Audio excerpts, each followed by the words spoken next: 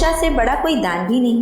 आइए इस ज्ञान दान की प्रक्रिया में आज हम अपने आसपास के कुछ ऐसे विभूतियों से आपका परिचय कराएंगे जिन्होंने अपनी सेवा के उपरांत भी शिक्षा की ज्योति को प्रज्वलित कर सीखने सिखाने की प्रक्रिया को सतत रखा है। और आइए इसी क्रम की प्रथम श्रृंखला में आज हम आपका परिचय करवाते हैं श्री राधेश्याम शर्मा जी, प्रधान पाठक पूर्व माध्यमिक शाला कुनकुरी, खरसिया, रायगढ़ से। श्री राधेश्याम शर्मा जी ने सेवा के उपरांत अपने आप को शाला प्रबंधन समिति से जोड़े रखा है। इसके अंतर्गत प्रधान पाठक, सहायक शिक्षक, अभिभावक, छात्र छात्राओं से भी निरंतर संपर्क में रहते हैं। शर्मा जी न सिर्फ केवल स्कूली शिक्षा में रुझान दिखाया बल्कि उन्होंने राष्ट्रीय शिक्षा नीति पर आधारित FLN पर भी कार्य को प्रारंभ कर दिया है। इसके अंतर्गत उन्होंने बालवाड़ी केंद्रों को स्कूल से जोड़ने तथा बालवाड़ी में कक्षा 1 और 2 के बच्चों को गणित और भाषा की समझ को विकसित करने हेतु अपनी विशेष रुचि दिखाई है। इसके अंतर्गत वो आंगनबाड़ी केंद्र के अध्यापक, कार्यकर्ता और सहायिकाओं से भेंट करके चर्चा करते हैं। साथ ही साथ स्थानीय स्कूल कार्यक्रम में भाग लेने वाली माताओं के उन्मुखीकरण पर भी अपनी कार्यशाला के प्रति रुझान का मुख्य उद्देश्य लेकर इन्होंने उत्कृष्ट और प्रेरणादायक कार्य किया है। पहले तो सबको नमस्कार। ये शिक्षा से व्यक्ति का शासकीय नौकरी है, जॉब है, इससे तो एक दिन रिटायर होना ही होता है, परंतु जिनका रुझान शिक्षा में लगा रहता है वो कुछ न कुछ रिटायर के बाद भी करते हैं। ऐसे ही अनेक रिटायरमेंट सेवानिवृत्त शिक्षकों में से एक छोटा सा शिक्षक मैं भी हूँ और जो रिटायर के बाद भी काम इस दिशा में कर रहा हूँ। मैंने अपना कार्य प्रारंभ कर दिया है। मैंने 43 साल 9 माह शिक्षा विभाग में काम किया और प्रधान पाठक मिडिल स्कूल के पद से मैं रिटायर हुआ। इस बीच में जिला के राजीव गांधी शिक्षा मिशन समग्र शिक्षा में 8 साल BRC रहा और लगभग 3 साल जिले में APC के रूप में काम किया। सेवानिवृत्ति के पश्चात आज भी मैं अपने स्कूल में शाला प्रबंध समिति का अशासकीय सदस्य हूँ और शाला प्रबंध समिति के सदस्यों के साथ बैठता हूँ, उनसे चर्चाएं करता हूँ, विद्यालय जाता हूँ ताकि स्कूल की क्या समस्या है,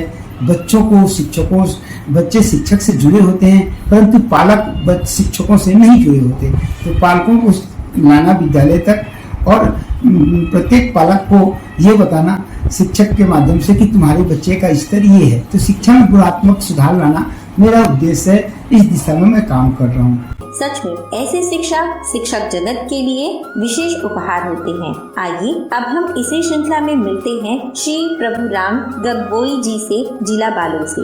इन्होंने अपना सारा जीवन बच्चों के जीवन के उत्थान के लिए समर्पित कर दिया। इन्होंने भाषा, गणित के साथ साक्षरता अभियान में अपनी सार्थकता सिद्ध की है। ऐसे गुरुओं को हमारा नमन है। मेरा नाम प्रभुराम है। मैं ग्राम नर्मदा, जिला बालोद का निवासी हूँ। जुलाई 1980 में प्राथमिक शाला लिदा, जिला सुकमा में पहला पदांकन हुआ। जनवरी 2020 में शासकीय पूर्व माध्यमिक शाला कुलिया, जिला बालोद से प्रधान पाठक पद से रिटायर हुआ। 31 जनवरी 2020 को भी मैं पंचायत चुनाव में था। रिटायर काल में एक दिन गांव के पूर्व माध्यमिक शाला नर्मदा के प्रधान पाठक से बातचीत हुई, तब बताया कि यहाँ मात्र 2 शिक्षक हैं, समस्या होती है। तो मैं तुरंत ही कहा मैं गणित ले लिया करूँगा सर, तो सहमत हुए। तब से मैं आ रहा हूँ। मेरे पढ़ाए हुए बच्चे आदर्श विद्यालय, नवोदय विद्यालय, प्रयास विद्यालय गए हैं तथा खेल योग में प्रदर्शन अच्छा रहा, तो क्यों न इसका लाभ गांव के बच्चों को मिले, ऐसा सोचकर मैं विद्यालय आता हूँ। कोरोना काल में भी मोहल्ला क्लास देखा। इसके अलावा प्रातः 5 बजे पिछले वर्ष बच्चों का योग कक्षा भी लगाया था। इस वर्ष पास के गाँव में भी प्रस्तावित है। इससे मेरा भी स्वास्थ्य ठीक रहता है और गांव के बच्चों के स्वास्थ्य में भी सुधार होगा, ऐसा हमारा सोच है, इसलिए ऐसा कर रहा हूँ। धन्यवाद। चित्र पर चर्चा पत्र के इस अंक में हम चर्चा करेंगे कि हम एक के बाद एक प्रतिमा बच्चों का आकलन कर रहे हैं, कापियां जांच कर उनके ग्रेड ऊपर भेज रहे हैं और डाटा एंट्री भी कर रहे हैं। क्या ऐसा करने मात्र से स्थितियों में सुधार हो जाएगा? जब डॉक्टर को किसी बीमारी के बारे में जानना हो तो वह बहुत सारे टेस्ट कर उसके परिणाम को देखता है और इलाज के बारे में प्लान करता है। हम में से कितने साथी इसे मात्र एक औपचारिकता मानकर इसका डाटा एंट्री कर अपनी कार्यवाही को उच्च कार्यालय तक भेज देते हैं। हम में से कितने लोग इन परिणामों को देखकर प्रत्येक कक्षा एवं बच्चे के परिणाम सुधारने हेतु योजना बनाते हैं? हम कब तक स्कूल आधारित आकलन की ओर जा सकेंगे?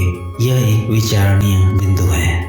चर्चा, जैसे कि हम बच्चों के सामने कोई भी चित्र को दिखा करके बच्चों से बहुत सारे प्रश्न पूछ सकते हैं, तो बच्चे बहुत ही आसानी से उसको जवाब देते हैं। जैसे हम बच्चों से पूछ सकते हैं कि इस चित्र में क्या दिख रहा है, क्या हो रहा है, तो बच्चे चित्र को देख करके उससे संबंधित बहुत सारी बातें बोलते हैं, जिससे उनके भाषाई कौशल का विकास होता है। चित्र पर चर्चा करने से एक ही विषय को लेकर के हम उनमें और भी बहुत सारे विषय जोड़कर उनसे प्रश्न पूछ सकते हैं।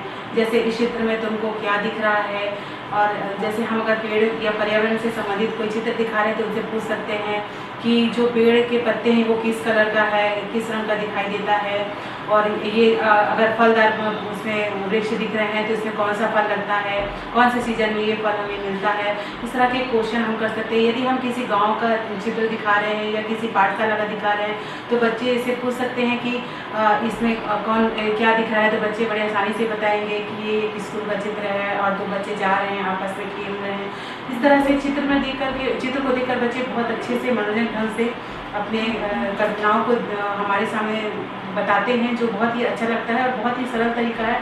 बच्चे को चित्र के माध्यम से बच्चे कहानी भी सुनाते हैं और बहुत अच्छी अच्छी कहानी चित्र को देखकर ही वो क्रिएट कर सकते हैं। तो इस तरह की गतिविधि हमें अपने कक्षा में करनी चाहिए, जो कि बहुत ही रोचक और मज़ेदार होती है। बच्चे कहाँ हैं? आज हम लोग इस बारे में बात करते हैं। हमारी शालाओं में शाला त्याग एक बहुत बड़ी समस्या है, यह तो आप जानते हैं, क्योंकि बच्चे अलग अलग कामों से हमारी शालाओं को छोड़ने लग जाते हैं और कुछ बच्चे तो विशेष मौसम में अपने परिवार के साथ बाहर पलायन भी कर जाते हैं, और फिर जब वे वापस स्कूल आकर पढ़ाई शुरू करते हैं तो पढ़ाई पर इसका बहुत बड़ा असर पड़ता है। यानी न तो वे आगे की जल्दी समझ पाते हैं और न ही पिछला क्या बताया गया यह उन्हें समझ आता है, और फिर जब कक्षा में सिखाए जा रहे किसी भी तथ्यों को वे आसानी से नहीं समझ पाते हैं तो धीरे धीरे वे शाला त्याग की ओर बढ़ने लगते हैं। नमस्ते, मैं प्रमिला जांगड़े, प्राथमिक शाला ठाकुर नगर जो भी संकुल सोनपुर, विकासखंड धर्मजयगढ़, जिला रायगढ़ से। मुझे उमेश और मानती दोनों भाई बहन को स्कूल में दाखिल करा के और शिक्षा से जोड़ के बहुत खुशी मिला। जो बच्चे आज अच्छा से स्कूल आते हैं और अपना पढ़ाई को जारी रखे हैं।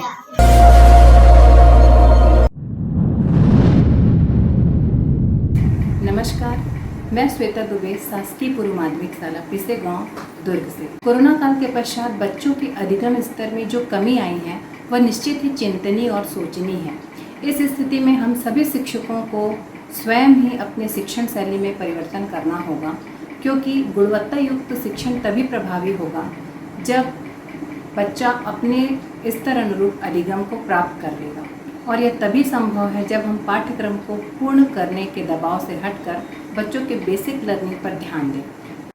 नमस्कार, मैं श्वेता दुबे, शासकीय पूर्व माध्यमिक शाला पिसे गाँव से। चूँकि मैं अंग्रेजी की शिक्षिका हूँ और मैं समझती हूँ कि चाहे कोई भी विषय हो, यदि बच्चे को पढ़ना नहीं आएगा तो उस विषय वस्तु में उसे दक्षता कभी भी हासिल नहीं हो पाएगी। इसके लिए सबसे ज़्यादा आवश्यक है कि बच्चों को पढ़ना आना बहुत आवश्यक है। उसके रीडिंग स्किल को बढ़ाना होगा। इसके लिए हमको प्राथमिक और उच्च प्राथमिक विद्यालयों के शिक्षकों के साथ मिलकर बच्चों के अधिगम क्षमता को बढ़ाने हेतु हमको एक रणनीति तैयार करनी होगी। इससे हमें दूसरे शिक्षकों के भी विषय वस्तु के अनुभवों का लाभ प्राप्त होगा।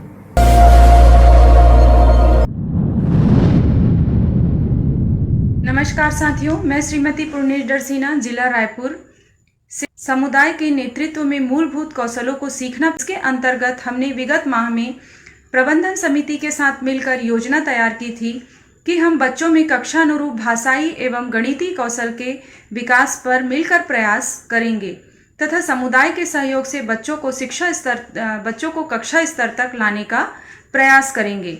बच्चों में आयु एवं स्तर के अनुरूप भाषा में सीखना एवं समझकर बोलना, गणितीय कौशल में साधारण गुणा भाग, जोड़ घटाना आदि को हम विकसित करने का प्रयास करेंगे। पर वर्तमान संदर्भ में भाषा एवं गणित के साथ अंग्रेजी में स्पोकन इंग्लिश बोलना भी अनिवार्य या आवश्यक हो गया है।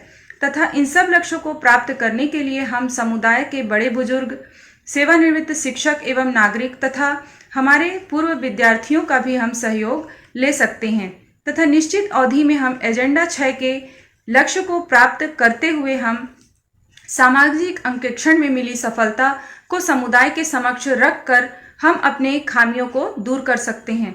साथ ही हम अपने उच्चाधिकारियों को बच्चों के कक्षा स्तर तक पहुंचने के पश्चात चुनौती के लिए आमंत्रित भी कर सकते हैं, संकुल समन्वय को आमंत्रित कर सकते हैं तथा सतत प्रयास करते हुए हम हमारे नायक में भी स्थान प्राप्त कर सकते हैं। अमर तिरंगा हर घर तिरंगा कार्यक्रम के अंतर्गत शिक्षक रिंकल बग्घा शासकीय प्राथमिक शाला धर्मपुर विकासखंड बागबहारा जिला महासमुंद ने एगलेस शनिवार के तहत स्कूल में फैंसी ड्रेस प्रतियोगिता हुई, जिसमें बच्चे शहीद भगत सिंह, शहीद गुंडाधुर, महात्मा गांधी, चाचा नेहरू, रानी लक्ष्मीबाई, रानी दुर्गावती, चंद्रशेखर आजाद, बाबा अंबेडकर बने। शासकीय उच्चतर माध्यमिक विद्यालय मरोद विकासखंड कुरूद जिला धमतरी में हर घर तिरंगा कार्यक्रम के दौरान एक विशाल रैली का आयोजन किया गया। पूरा गांव घर घर तिरंगा, हर घर तिरंगा जैसे नारों से गूंज उठा। तिरंगा हमारी शान है, आज़ादी की पहचान है कहते हुए बालक पालक शिक्षक पूरे गांव का भ्रमण किया।